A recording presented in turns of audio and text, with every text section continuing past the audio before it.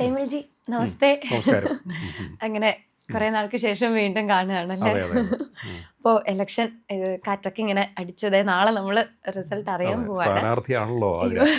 അതെ, അതുകൊണ്ട് അതിൻ്റെയും കൂടെ ഒരു ഇത് ഉണ്ട് ഉള്ളിൽ. അപ്പം എന്തായാലും ഞാൻ നമ്മുടെ ഇതിനിടയ്ക്ക് മുന്നേ സാർ ഇട്ടിരുന്ന ഒരു വീഡിയോ ഉണ്ട്, അതായത് നമ്മുടെ ഇസ്രയേലിനെ പറ്റിയിട്ട്.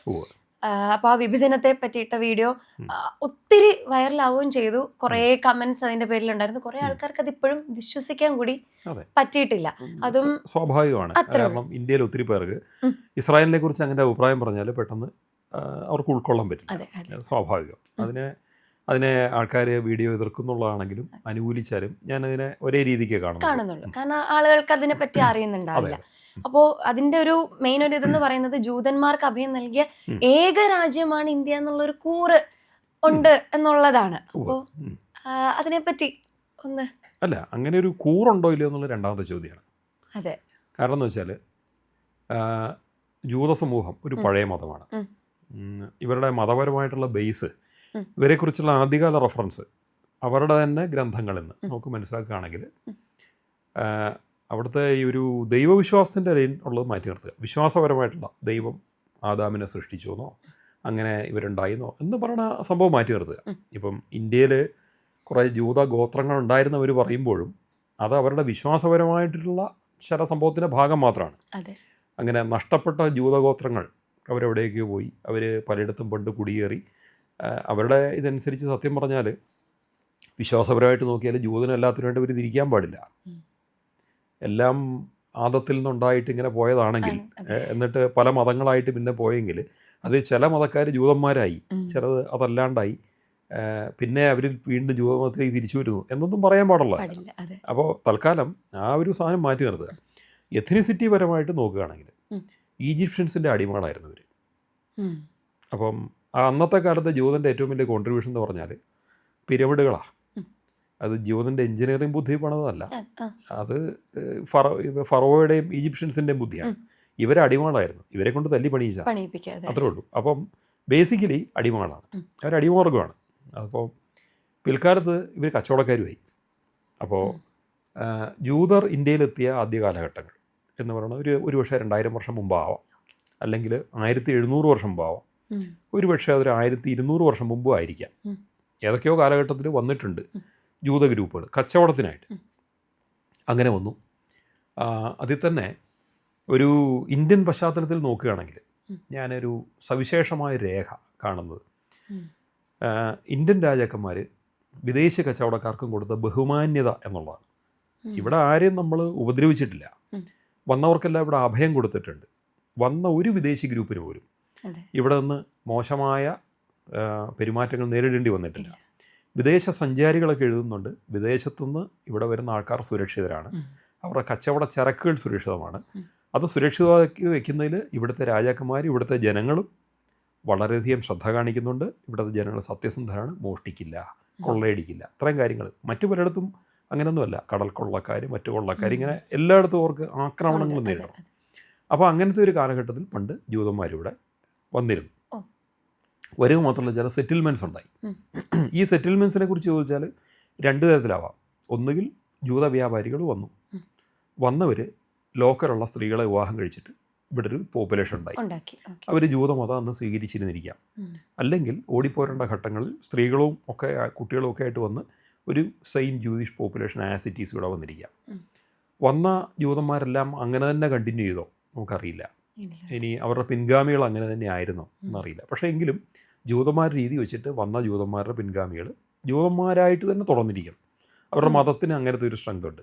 പിന്നെ ഹിന്ദുമതത്തിലെ ആൾക്കാർ പൊതുവിൽ പുറമേ നിന്ന് വന്നവരെ ഇവിടുത്തെ മതത്തിലേക്ക് അധികം സ്വീകരിച്ചിട്ടുണ്ടാവില്ല. കാരണം ഇവിടെ ഓരോന്നും ജാതിയാണ് ഓരോന്നും. അതിനകത്തേക്ക് പുറമേ നിന്ന് വന്ന ഒരാൾക്ക് പെട്ടെന്ന് ഇടം കിട്ടുക എന്നുള്ളത് ചിലപ്പോൾ സംഭവിക്കില്ല. ചിലപ്പോൾ പുതിയൊരു ജാതി സൃഷ്ടിക്കപ്പെട്ടു എന്ന് വരാം, അത്രേ ഉള്ളൂ. ഇപ്പം കർണാടകത്തിൽ നോക്കുകയാണെങ്കിൽ സിദ്ധി എന്ന് പേരുള്ള ഒരു ആഫ്രിക്കൻ ഗ്രൂപ്പുണ്ട്. അതൊരു പ്രത്യേക ജാതി പോലെ, ഒരു കൂട്ടം ആഫ്രിക്കക്കാരാണ്. അവർ കർണാടകത്തിലുണ്ട്, മൈസൂർ മേഖലകളിൽ. ഇവർ ഇന്ത്യയിൽ എത്തിയിട്ട് 500 കൊല്ലം പോലും ആയിട്ടില്ല. സുൽത്താന്മാരുടെ ഭരണകാലത്ത് അടിമകളാക്കി കൊണ്ടുവന്ന ഒരു കൂട്ടം നീഗ്രോസ്, ആഫ്രിക്കക്കാർ, കറുത്ത മനുഷ്യർ. അവർ ഭൂരിഭാഗവും മുസ്ലിങ്ങളായി, കുറച്ചുപേര് ഹിന്ദുക്കളുമാണ്. ഒരു ഹിന്ദു ആദിവാസി ഗ്രൂപ്പിനെ പോലെ അവരവിടെ ഉണ്ട്. അതുപോലുള്ള പല ഗ്രൂപ്പുകൾ ഇന്ത്യയിൽ പല കാലഘട്ടത്തിൽ എത്തിയിട്ടുണ്ട്. ഹിന്ദുക്കളായാൽ പോലും ഒരു പ്രത്യേക ജാതി പോലെ. ജാതി. അതെ. അപ്പോൾ ജൂതൻ ഇവിടെ ഉണ്ട്. പക്ഷേ ഈ ജൂതന് കൊടുത്തൊരു ബഹുമാന്യതയുണ്ട് നമ്മൾ കച്ചവടക്കാർ എന്നുള്ള നിലയ്ക്ക്. അത് ലോക പെരുംചെട്ടി എന്നൊരു ബിരുദം അന്നത്തെ ഒരു ജൂത വ്യാപാരിക്ക് ചേരമാൻ പെരുമാൾ സമ്മാനിക്കുന്നു. ഇതിൻ്റെ അർത്ഥം എന്താ? ഗ്ലോബൽ ബിസിനസ് ടൈക്കൂൺ എന്നാണ് ഇതിൻ്റെ മീനിങ്. ലോക പെരുംചെട്ടി, ചെട്ടി എന്ന് വെച്ചാൽ ബിസിനസ് ചെയ്യുന്ന കച്ചവടക്കാരെയാണ്. ശ്രേഷ്ഠി, വൈശ്യർ ആയിട്ടുള്ള ആൾക്കാർ. അതിൻ്റെ തമിഴല്ലെങ്കിൽ മലയാള രൂപമാണ് ചെട്ടി. പെരുംചെട്ടി, വലിയ ബിസിനസ്സുകാരൻ. ലോക പെരുംചെട്ടി, ഇൻ്റർനാഷണൽ ബിസിനസ്മാൻ. അങ്ങനെ ഒരു ബിരുദം കൊടുക്കുകയാണ്. അപ്പം ഇതായിരിക്കും ലോകത്തെ ഒരുപക്ഷെ ആദ്യത്തെ business award, international business award എന്ന് പറയുന്നത്. അങ്ങനെ ഒന്നൊരു ജൂതന് കൊടുക്കുന്നുണ്ട്. അത്തരം ഒരു സംഭവം ഇവിടെ ഉണ്ടായിട്ടുണ്ട്. അപ്പം നമ്മളിവിടെ അവരെ വെറുതെ ഒരു അഭയം കൊടുക്കുക മാത്രമല്ല, അവർക്ക് കച്ചവടം ചെയ്യാനുള്ള എല്ലാ സൗകര്യം കൊടുത്തു, എല്ലാ സഹായങ്ങളും കൊടുത്തു. ജൂത ചരിത്രത്തിൽ അത് രേഖപ്പെടുത്തിയിട്ടുണ്ടാവാം, ഇല്ല എന്നിരിക്കാം. പക്ഷേ ഇന്ത്യ ചരിത്രത്തിലുണ്ട്, ഇല്ല എന്ന് പറയാൻ പറ്റില്ല. പിന്നെ ജൂതന്മാർക്ക് ലോകത്ത് അവർ പല പല രാജ്യങ്ങളിൽ ഇവർ സെറ്റ് ചെയ്തിട്ടുണ്ട്. കുറേ അടുത്ത് വേട്ടയാടപ്പെട്ടിട്ടുണ്ട്. ഇന്ത്യയിൽ വേട്ടയാടപ്പെട്ടിട്ടില്ല. ഇന്ത്യ സംരക്ഷണം കൊടുത്തു. കൊച്ചി രാജാവ് സംരക്ഷണം കൊടുത്തു. മാളയിലും ചേന്ദമംഗലത്തും ജൂത സെറ്റിൽമെൻറ്റ്സ് ഉണ്ടായിരുന്നു. മട്ടാഞ്ചേരിയിലുണ്ട്, നമ്മൾ ഇന്നും പോയാൽ കാണാം. പക്ഷേ അവിടെ പോലും ജൂതന്മാരൊരു നുണ എഴുതി വെച്ചിട്ടുണ്ട്. അത് എന്നെ വല്ലാണ്ട് വിഷമിപ്പിച്ചിട്ടുണ്ട് അത് കണ്ടിട്ട്. കൊച്ചിയിലൊരു ജൂത രാജാവ് ഭരിച്ചിരുന്നു എന്ന് എഴുതി വെച്ചേക്കണം. ഏത് കാലത്താണ് ഇവന്മാർക്ക് രാജാവ് ഉണ്ടായത് ഇന്ത്യയിൽ?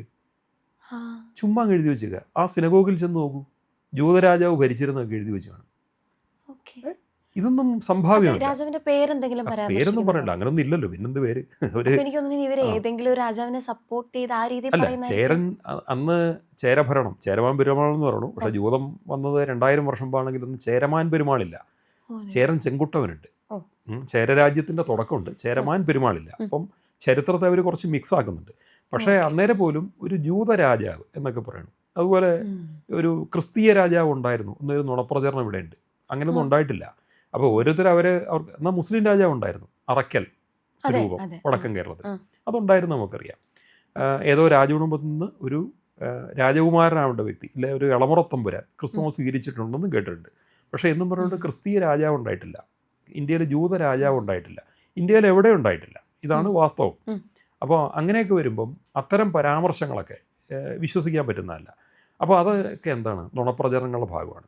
അതേസമയം നമ്മൾ കൊടുത്ത നല്ല കുറേ കാര്യങ്ങളുണ്ട്.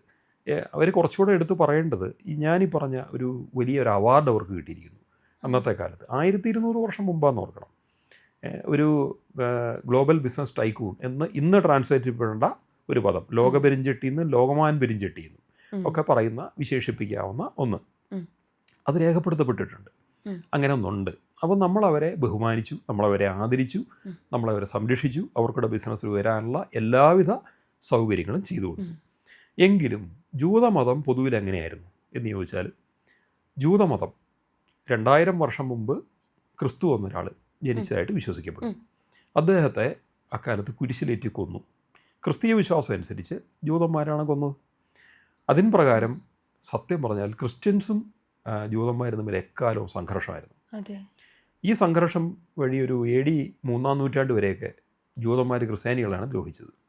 3-ാം നൂറ്റാണ്ട് തൊട്ടിട്ട് ഒരു 1945 വരെ ക്രിസ്ത്യാനികളാണ് ജൂതന്മാരെ ദ്രോഹിച്ചത്. അതിൻ്റെ അവസാനത്തെ ചാപ്റ്ററാണ് ഹിറ്റ്ലർ 60 ലക്ഷം ജൂതന്മാരെ കൊന്നതാണ്.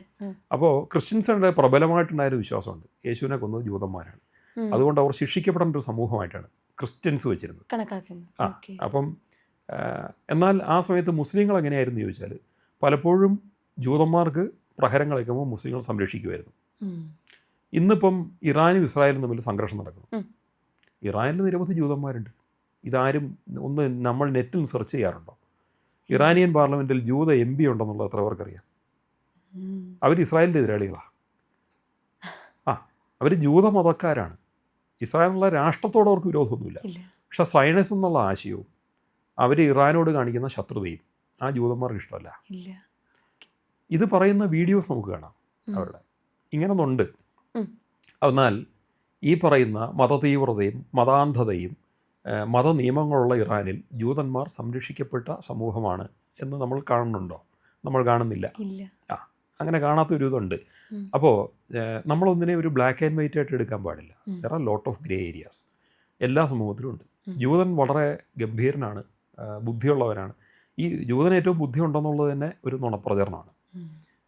ഞാനൊരു പുസ്തകം ട്രാൻസ്ലേറ്റ് ചെയ്തിരുന്നു, who we are and how we got here എന്ന് പറഞ്ഞ് ആഗോള മാനവ പലായന ചരിത്രം, ആഫ്രിക്കയിൽ നിന്ന് മനുഷ്യൻ ലോകത്തിൻ്റെ വിവിധ ഭാഗങ്ങളിലേക്ക് പോയതിൻ്റെ ജനിതക ചരിത്രം. ഒരു സയൻറ്റിസ്റ്റ്, അതിൽ ഗവേഷണം ചെയ്ത സയൻറ്റിസ്റ്റ് ഒരു പുസ്തകമാക്കിയിട്ടുണ്ട്, ഡോക്ടർ ഡേവിഡ് റൈഷ്. അദ്ദേഹം ഒരു ജൂതനാണ്, ഹാർവാർഡ് യൂണിവേഴ്സിറ്റി പ്രൊഫസറാണ്. അപ്പോൾ അദ്ദേഹം പുസ്തകം ഇറക്കിയപ്പം ഞാൻ അദ്ദേഹത്തിന് മെയിൽ അയച്ചു, എനിക്ക് പുസ്തകം എൻ്റെ ഭാഷയിലേക്ക് ട്രാൻസ്ലേറ്റ് ചെയ്യണം, മലയാളത്തിലേക്ക്. അദ്ദേഹം അനുമതി തന്നു, DC ബുക്സ് പ്രസിദ്ധീകരിച്ചു. അപ്പോൾ ഈ പുസ്തകത്തിൽ ഞാൻ പ്രത്യേകം നോട്ട് ചെയ്തൊരു കാര്യമുണ്ട്. ജൂതന്മാരെക്കുറിച്ച് പറയുന്ന ഈ ഒരു പരാമർശം, ജൂതന്മാർ ഏറെ ബുദ്ധിയുള്ളവരാണ് എന്ന് പറയുന്നതിനെ ഈ ജൂതൻ നിരാകരിക്കുന്നു. അങ്ങനെ പ്രത്യേകിച്ച് ബുദ്ധി കൂടുതലോ കുറവുള്ള ഒരു സമൂഹ ലോകത്തില്ല. മാനവ സമൂഹത്തിലെ എല്ലാ അംഗങ്ങൾക്കും ബൗദ്ധിക കാര്യത്തിൽ ഏതാണ്ട് തുല്യതയാണ്. പിന്നെ ചില വ്യക്തികൾക്ക് ഉണ്ടാവും, ആ വ്യക്തികൾ ഇന്ന സമൂഹത്തിലെ കൂടുതലുള്ളൂ എന്ന് പറയാൻ പാടില്ല എന്ന് അദ്ദേഹം വ്യക്തിപരമായിട്ട് പറയുന്നുണ്ട്. മാത്രമല്ല, ഒരു ജനറ്റിക് കോൺസ്റ്റിറ്റ്യൂഷൻ നോക്കുകയാണെങ്കിൽ അദ്ദേഹം വളരെ എടുത്തു പറയുന്നുണ്ട്, ജൂതന്മാരുടെ ജനിതക പ്രശ്നമാണ്. കാരണം അവർക്കിടയിൽ വളരെ മാരകമായ ജനിതക രോഗങ്ങളുണ്ട്. അതുകൊണ്ട് പലപ്പോഴും പല കുട്ടികളും, പ്രത്യേകിച്ച് ആൺകുട്ടികൾ, ഒരു ടീനേജ് കടക്കില്ല, ചിലപ്പോൾ മരിച്ചു പോകും ജനിതക രോഗങ്ങൾ കാരണം. ഇത് അദ്ദേഹം എടുത്തു പറയുന്നുണ്ട്. ഇതെന്തുകൊണ്ട് സംഭവിക്കുന്നു? കാരണം ജൂതൻ ഒരു ജാതി പോലെയാണ് അവൻ്റെ ജീവിതം. ഹിന്ദു മതത്തിലെ ജാതികളുടെ പ്രത്യേകത ജാതിക്കകത്തുനിന്ന് വിവാഹം, അല്ലേ?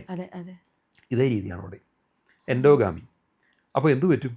ഒരു ജനിതക രോഗം ഉണ്ടെങ്കിൽ, പ്രത്യേകിച്ച് ആൾക്കാരുടെ എണ്ണം കുറവാണെങ്കിൽ, ആ ജനിതക രോഗത്തിൻ്റെ ആവൃത്തി കൂടുമ്പം അത് രൂഢമൂലമായിട്ട് അവിടെ ഉണ്ടാവും.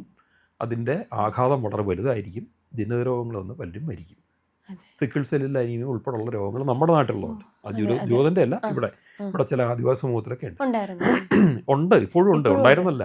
പ്രത്യേകിച്ചും കാരണം എന്താ, ഒരേ സമൂഹത്തിനുള്ളിൽ നിന്ന് വിവാഹം കഴിക്കുമ്പോഴാണ് അപ്പോഴാണ് ഉണ്ടാകുന്നത്. ഇതുപോലത്തെ രോഗങ്ങൾ അവർക്കുണ്ട്. അതുകൊണ്ട് തന്നെ ജനിതകപരമായിട്ട് നോക്കുകയാണെങ്കിൽ അവർ ഹെൽത്തി അല്ല. ഇത് ഈ ഡോക്ടർ ഡേവിഡ് റൈഷ് എടുത്ത് പറയുന്നുണ്ട്. അപ്പോൾ ഇതിനിടയ്ക്ക് കുറേ പേര് പറഞ്ഞ് വിശ്വസിപ്പിക്കാൻ ശ്രമിക്കുകയാണ് അവരാണ് ഏറ്റവും മഹത്തരമായ ജനത. അങ്ങനെയൊന്നുമില്ല. അവർ വളരെയധികം കഷ്ടത അനുഭവിച്ച, അടിമത്തം അനുഭവിച്ച, ക്രൂരത അനുഭവിച്ചൊരു ജനതയാണ്. ആദ്യകാലത്ത് ജൂതന്മാർ ക്രിസ്ത്യൻസിനെതിരെ ആക്രമണം നടത്തി. പിൽക്കാലത്ത് ക്രിസ്ത്യാനികൾ എപ്പോഴൊക്കെ സമയം കിട്ടി അപ്പോഴൊക്കെ ജൂതന്മാർക്കെതിരെ ആക്രമണം നടത്തി. ഏതാണ്ട് 700 വർഷം മുമ്പ് സ്പെയിൻ ഭരിച്ചിരുന്ന ഇസബെല്ല റാണി 2 ലക്ഷം ജൂതന്മാരെ കൊന്നു എന്ന് ഞാൻ എനിക്ക് വായിച്ചിട്ടുണ്ട്. അപ്പോൾ ഇസബെല്ല റാണി ആരാണ്? ഈ സ്പെയിൻ ഒരു അറബ് രാജ്യമായിരുന്നൊരു കാലമുണ്ട്. സ്പെയിൻ കീഴടക്കപ്പെട്ടിരുന്നു, കാരണം അറബികളാൽ. എന്നിട്ട് ദീർഘകാലം മുസ്ലിം ഭരണത്തിൻ്റെ കീഴിലായിരുന്നു. തിരിച്ചതിനെ ഒരു കത്തോലിക്ക രാജ്യമാക്കി മാറ്റുന്നത് ഇസബെല്ല റാണിയാണ്. അവരും അവരുടെ ഭർത്താവും കൂടെ ചേർന്ന്. അവർ ചെറിയ രാജ്യത്തെ ഒരു റാണിയായിരുന്നു. അവരെ ആ സാമ്രാജ്യം സ്പെയിൻ വളരെ വികസിപ്പിച്ചു. വാളിൻതുമ്പത്ത് മതം മാറ്റി, മുസ്ലിങ്ങളെയും ജൂതന്മാരെയും മതം മാറാത്തവരെ കൊന്നുകളഞ്ഞു. 2 ലക്ഷം ജൂതന്മാർ കൊല്ലപ്പെട്ടു എന്നാണ് ചരിത്രം പറയുന്നത്. അതിലും വളരെ വലുതാണ് ഹിറ്റ്ലർ കൊന്നത്, 60 ലക്ഷം. അപ്പം ഇന്ന് ജൂതന്മാർ ഏറ്റവും അധികം സഹകരിച്ചു പോകുന്ന ആരുമായിട്ടാണ്? ഇവരെ ഇത്രയും കൊന്ന ക്രിസ്ത്യാനികളുമായിട്ടല്ലേ? ഇതേ ക്രിസ്ത്യൻസ് ചിന്തിക്കുകയാണ് അവർ വലിയ ഗംഭീര മനുഷ്യൻ തമ്മിൽ ശത്രുത ഇല്ലാണ്ടാവണം എപ്പോഴും നല്ല കാര്യമാണ്. പക്ഷേ അതൊരു പുതിയ ശത്രുത ക്രിയേറ്റ് ചെയ്തുകൊണ്ടാവരുത്. അപ്പോൾ ക്രിസ്ത്യൻസ് ജൂതന്മാരുമായിട്ട് ഇത്രയും സംഘർഷം ഉണ്ടായി ഇവർ കൊല്ലപ്പെടുന്ന കാലഘട്ടത്തിലും ഇത്രയും മുസ്ലിങ്ങൾ ജൂതന്മാരെ കൊന്നിട്ടില്ല. ഇതൊരു വാസ്തവമാണ്. ഇതിനെക്കുറിച്ച് ഞാൻ ഈ പറഞ്ഞ പോലെ തന്നെ ജേക്കബ് പുനോസോ മറ്റൊരു മുൻ DGP ഉണ്ടല്ലോ, അദ്ദേഹം പറയുന്നുണ്ട് വാസ്തവത്തിൽ ജൂതന്മാരെ സംരക്ഷിച്ചത് മുസ്ലിങ്ങളായിരുന്നു. അദ്ദേഹം പറയുന്നുണ്ട് ക്രിസ്ത്യൻസ് അല്ല, ക്രിസ്ത്യൻസ് ഇവരുമായിട്ട് സംഘർഷം ഉണ്ടായിരുന്നു. അത് ക്രിസ്ത്യൻസിനോട് ഈ കാര്യം ചോദിച്ചു നോക്കുക, അവർ പറയും യേശുവിനെ കൊന്നത് ജൂതന്മാരെന്നൊരു വിശ്വാസം ഉണ്ടായിരുന്നുകൊണ്ട് ശത്രുതയുണ്ടായിരുന്നു. ഇതൊരു വാസ്തവമാണ്. ശരി, ആ ശത്രുത ക്രിസ്ത്യൻസിനും ജൂതന്മാർക്കും ഇടയ്ക്ക് മറന്നു കളഞ്ഞെങ്കിൽ വളരെ നല്ല കാര്യം, സമാധാനം ഉണ്ടാവട്ടെ, അതാ വേണ്ടത്. പക്ഷേ അക്കൂട്ടത്തിൽ എന്തിനാണ് മുസ്ലിമുമായിട്ടും കൂടെ അവർ ഇങ്ങനെ കാണിക്കുന്നത്? അങ്ങനത്തെ ഒരു സമൂഹം നാളെ ഇന്ത്യക്കെതിരെ തിരിയില്ല എന്ന് പറയാൻ പറ്റുമോ? ഒരിക്കലില്ല. ഓക്കെ, അതൊന്ന്. രണ്ടാമത്തെ കാര്യം, ഇവിടെ മതം മാറ്റം ധാരാളം നടക്കുന്നുണ്ട്. മതപരിവർത്തനത്തിന് വിദേശ ഫണ്ട് വരുന്നുണ്ട്. ഇത് കോർപ്പറേറ്റ് സോഷ്യൽ റെസ്പോൺസിബിലിറ്റി എന്ന് പറയപ്പെടുന്ന CSR എന്ന് പറയുന്ന സാധനം. വിദേശത്തെ വലിയ കമ്പനികൾ കുറേ NGOസിന് ഫണ്ട് കൊടുക്കുന്നു. അവർ വിദേശത്ത് നിന്ന് ഫണ്ട് ഇന്ത്യയിലേക്ക് അയക്കുന്നു, ഇന്ത്യയിൽ മതം മാറ്റും.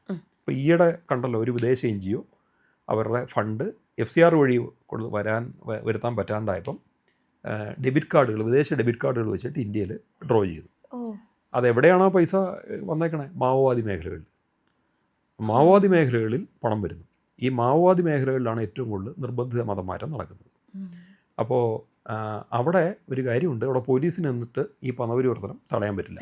നിയമങ്ങളുണ്ട്, പക്ഷേ കാരണം മാവോവാദികൾ വെടിവെച്ചു കൊല്ലുന്നു. എന്നാൽ ഇതിനെ തടുക്കാൻ വേണ്ടി ഹിന്ദു സന്യാസിമാരിറങ്ങി. സ്വാമി ലക്ഷ്മണാനന്ദ വെടിവെച്ചു പോകുന്നു. ഇങ്ങനെ ഉണ്ടായിട്ടുണ്ട്. അപ്പോൾ അതിൻ്റെ അർത്ഥം എന്താണ്? മാവോവാദികൾ ഒരു പ്രത്യേക കൂട്ടം ആൾക്കാർക്ക് സുവിശേഷകർക്ക് വേണ്ടി കൊട പിടിക്കുന്നു. അവരുടെ ഫണ്ടിങ് എവിടെയാണ്? അപ്പോൾ മാവോവാദിയുടെ ഫണ്ടിങ് എവിടെ നിന്നാണ് വരുന്നത്? ഈ ഡെബിറ്റ് കാർഡിൻ്റെ കാര്യം മാത്രം നോക്കിയാൽ മതി. അത് CSR വഴി വിദേശ കമ്പനികളിൽ നിന്നാണ് വരുന്നത്. പ്രധാനമായിട്ട് ഇത്തരം പല വിദേശ കമ്പനികളും ജൂതന്മാരുടെ ഉടമസ്ഥതയിലാണ്. അവർക്ക് ഇങ്ങനെ ഫണ്ട് പോകുന്നതിൽ യാതൊരു കുഴപ്പമില്ല. വേറെ രസം എന്താണെന്ന് ചോദിച്ചാൽ, ഇന്നത്തെ നിലയ്ക്ക് ആഗോളതലത്തിൽ ഇസ്രായേലിനും ജൂതനും സപ്പോർട്ട് കിട്ടണമെങ്കിൽ ഒരാൾ ജൂതനായിട്ട് മതം മാറേണ്ട ആവശ്യമില്ല, ഒരു ക്രിസ്ത്യാനിയായാൽ മതി. കാരണം ആ സമൂഹങ്ങൾ ഒരുമിച്ച് പോകുന്നുണ്ട്. അങ്ങനെയായിരുന്നു. അതുകൊണ്ട് മതപരിവർത്തനം നടന്ന ലോകത്തിലെ ഏതെങ്കിലും ജനത ക്രിസ്ത്യാനിയായാലും ജൂതന് പ്രശ്നമൊന്നുമില്ല. മറ്റൊന്ന്, അങ്ങനെ ക്രിസ്തുമതം വ്യാപിക്കുന്ന രാജ്യങ്ങളിൽ അമേരിക്കയുടെ ഇസ്രായേലിൻ്റെയും വ്യാപാര താല്പര്യങ്ങളായിരിക്കും വ്യാപിക്കുക. അങ്ങനെ അല്ലാത്ത സ്ഥലങ്ങൾ അവർ വിഭജിക്കാൻ നോക്കും. കർഷക കലാപത്തിനും വിദേശത്തു നിന്നാണല്ലോ ഫണ്ട് വന്നത്. തൂത്തുക്കുടിയിലെ സമരത്തിന് വിദേശത്തു നിന്നാണല്ലോ ഫണ്ട് വന്നത്. വിഴിഞ്ഞത്തെ സമരത്തിന് വിദേശത്തു നിന്നാണല്ലോ ഫണ്ട് വന്നത്. മണിപ്പൂരിലെ കലാപത്തിനും വിദേശത്താണ് ഫണ്ട് വന്നേക്കുന്നത്. മണിപ്പൂരിലെ കലാപത്തിൽ ആണ് IDFൻ്റെ റോള് വെളി വന്നത്. ഇസ്രായേലിൻ്റെ IDF അവരുടെ സൈന്യത്തിൻ്റെ റോള് വെളി വന്നത്. മാത്രമല്ല, അങ്ങനെയൊക്കെ വിവാദം കത്തിരിക്കുന്ന സമയത്ത് അവർ പറയുകയാണ് അവിടെ കുറേ ജൂതന്മാരുണ്ടെന്ന്. അവർ ജൂതന്മാരായിരുന്നില്ല, അവർ ആദിവാസികളാണ്. അവർ ഈ ജൂതന്മാരുടെ നമുക്കറിയപ്പെടാവുന്ന യാതൊരു വിധത്തിലുള്ള ഒരു ഫിനോട്ടിപ്പിക്കൽ ഗ്രൂപ്പിലും വരുന്ന അല്ല സത്യം പറഞ്ഞാൽ മണിപ്പൂരിലുള്ള ആൾക്കാർ. അല്ലെങ്കിൽ നമ്മൾ അറിയപ്പെടുന്ന ജനിത ഗ്രൂപ്പിൽ വരുന്ന അല്ല. അവർ മംഗ്ലോയിഡ് എന്നൊക്കെ പറയാവുന്ന വിഭാഗം, ചൈനീസ് മുഖമുള്ള ആൾക്കാർ, സിനോട്ടിബറ്റൻ ഗ്രൂപ്പിൽ വരുന്ന ആൾക്കാരാണ് ഈ മണിപ്പൂരുകാർ. അവർ ജൂതൻ ഒന്നുകിൽ അഷ്കനാസി ജൂതന്മാരുള്ള യൂറോപ്യൻ ഗ്രൂപ്പുകളിൽ നിന്നോ അല്ലെങ്കിൽ പണ്ടേ ഉണ്ടായിരുന്ന ആഫ്രിക്കൻ ഗ്രൂപ്പുകളിൽ നിന്നാണ് സത്യം പറഞ്ഞാൽ ജൂതവംശങ്ങൾ കാണേണ്ടത്. ചൈനീസ് വിഭാഗങ്ങളിൽ നിന്ന് വരേണ്ടതല്ല. പക്ഷേ അവർ പറയണു അവിടെ അങ്ങനെ ഒരു ഗ്രൂപ്പുണ്ട്, അവർ പണ്ട് ജൂതന്മാരായിരുന്നു, നഷ്ടഗോത്രമാണ്. ഞാനിതൊരിക്കലും വിശ്വസിക്കില്ല. അപ്പോൾ അങ്ങനെ അവർ ജൂതന്മാരല്ലെങ്കിൽ ഇതൊരു പ്ലാൻഡഡ് ആയിട്ടുള്ള ഒരു നുണയാണ്, കൃത്യമായിട്ട് കുത്തിവെച്ചൊരു നുണയാണ്. എന്തിനത് ചെയ്യണം? ഇവിടുത്തെ ഒരു സമൂഹത്തെ ഇന്ത്യക്കെതിരായിട്ട് തിരിക്കുകയും ചെയ്തു. അവർ ഗവൺമെൻറ് ഓഫ് ഇന്ത്യക്കെതിരെ യുദ്ധം ചെയ്യാണ്. അവർ ഇന്ത്യൻ പട്ടാളത്തിനെതിരെ യുദ്ധം ചെയ്യാണ്. ആരുടെ പിന്തുണയോടെ? ഇസ്രായേലിൻ്റെ പിന്തുണയോടെ. അങ്ങനെ ചെയ്യുന്ന ഒരു രാജ്യം ഇന്ത്യയെ വിഭജിക്കാൻ ശ്രമിക്കുന്നത് ഞാൻ ഉറപ്പായിട്ടും പറയും. അവരെ ഒരിക്കലും എനിക്ക് അനുകൂലിക്കാൻ പറ്റില്ല. അപ്പോൾ ഇപ്പോൾ ആലോചിച്ച് നോക്കുക, മണിപ്പൂരിലെ കുക്കി എന്നൊരു സമൂഹം അവർ ടോട്ടലി ഇന്ത്യക്കെതിരായി. 1500 വരെ അവിടുന്ന് കൊണ്ടുപോയി ഇസ്രായേലിലേക്ക്.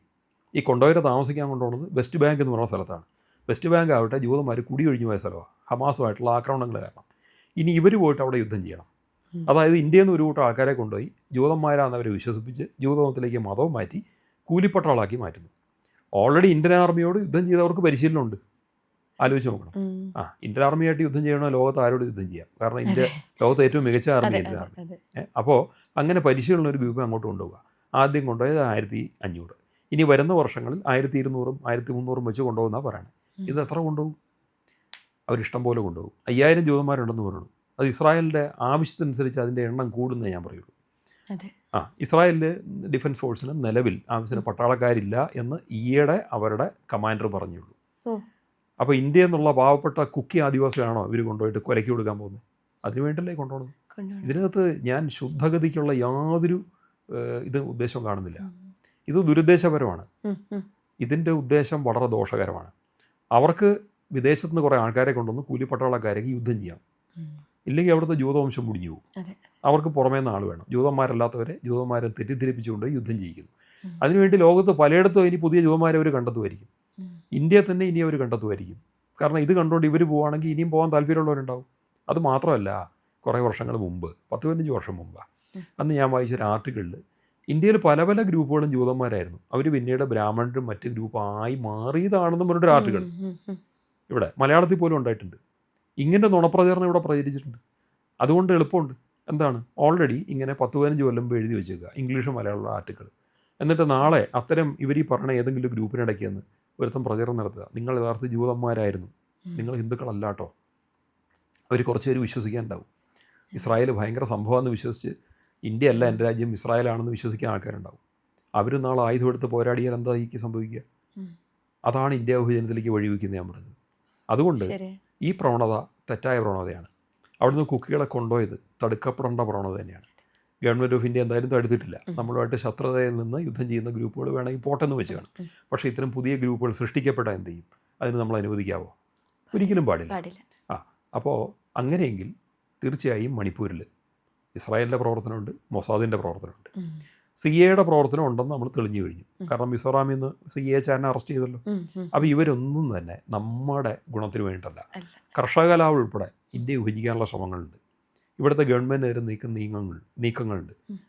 നമ്മുടെ രാജ്യം വളരെ ശക്തമായിക്കൊണ്ടിരിക്കുകയാണ്, സാമ്പത്തികമായിട്ട് സൈനികമായിട്ടും. അപ്പം നമ്മളെ തളർത്താനും തകർക്കാനും ശ്രമങ്ങളുണ്ടാകും. ഉള്ളിൽ നിന്ന് തകർക്കാനുള്ള ശ്രമങ്ങൾക്ക് ഇവർ വളം വെച്ച് കൊടുക്കുകയാണ്. അതാണ്. അതുകൊണ്ട് ഇസ്രായേലിനെ ഇന്ത്യക്കാരും ശത്രുക്കളില്ല, ഇന്ത്യക്ക് ശത്രുരാജ്യങ്ങളായിരുന്നതിനുള്ളതായിട്ട് നമുക്ക് വിശ്വസിക്കേണ്ട ആവശ്യമില്ല. ഇന്ത്യ എല്ലാവരോടും പാകിസ്ഥാനോട് പോലും നല്ല രീതിയിൽ പെരുമാറാൻ നമ്മൾ ആഗ്രഹിക്കുന്നത്. പക്ഷേ ശത്രുതയായിട്ട് അവർ വരുമ്പോൾ, നമുക്കെതിരെയുള്ള ഒളിയമ്പുകളായിട്ട് അവർ വരുമ്പോൾ, നമുക്കെതിരെയുള്ള പ്രവർത്തനങ്ങളായിട്ട് വരുമ്പോൾ അവരെ ശത്രുക്കളായിട്ട് കണ്ടുവരും. എനിക്ക് തോന്നുന്നു ഇപ്പം കഴിഞ്ഞ തവണത്തെ വീഡിയോയിൽ സംശയം തോന്നി കുറച്ചുകൂടെ ആൾക്കാർക്ക് ക്ലിയർ ആയിട്ടുണ്ടാവും. അത് അങ്ങനെ ആവുമെങ്കിൽ ഉപകരിക്കട്ടെ എന്ന് മാത്രമേ. Okay, thank you. പ്രിയപ്പെട്ട പ്രേക്ഷകരെ, ഞങ്ങൾ ഇന്ത്യ ലൈവ് പതിവ് പോലെ നമ്മൾ പറയുകയാണ്, മാധ്യമങ്ങളിൽ വരാത്ത, മറ്റു മാധ്യമങ്ങൾ പറയാത്ത വാർത്തകളാണ് നിങ്ങളുടെ മുന്നിലേക്ക് കൊണ്ടുവരുന്നത്. ഇത് പറയാൻ ഞങ്ങൾക്ക് പ്രേരണയും ശക്തിയും നിങ്ങളാണ്. നിങ്ങൾ ഞങ്ങളുടെ കൂടെ ഉണ്ടാവണം. ഞങ്ങളുടെ ചാനൽ സബ്സ്ക്രൈബ് ചെയ്യണം. നമുക്കൊരു ചാനൽ കൂടിയുണ്ട്, C4N, C4N മലയാളം. നമ്മൾ ഈ തെരഞ്ഞെടുപ്പൊക്കെ ആയതുകൊണ്ട് കൂടുതൽ വാർത്തകൾ നമ്മുടെ ഈ പ്ലാറ്റ്ഫോമിൽ തന്നെ കൊടുക്കാൻ കഴിയാത്തതുകൊണ്ടാണ് C4Nൽ പുതിയ വാർത്തകൾ കൊടുക്കുന്നത്. അപ്പോൾ ആ ചാനലും കൂടി ഒന്ന് സബ്സ്ക്രൈബ് ചെയ്യണം. ഇന്ത്യ ലൈവ് ഉറപ്പായിട്ടും ചെയ്യണം. C4N കൂടെ, C4N, C എന്ന് പറഞ്ഞാൽ ക്രെഡിബിൾ, ഫോർ N നേഷൻ, രാജ്യം. നമ്മുടെ രാജ്യത്തിന് വേണ്ടിയാണ്. രാജ്യം വിട്ട് ഒരു കാര്യവും ഇന്ത്യ ലൈവിനില്ല. അതുകൊണ്ട് ഞങ്ങളുടെ കൂടെ ഉണ്ടാവണം എന്നുകൂടി അഭ്യർത്ഥിക്കുന്നു.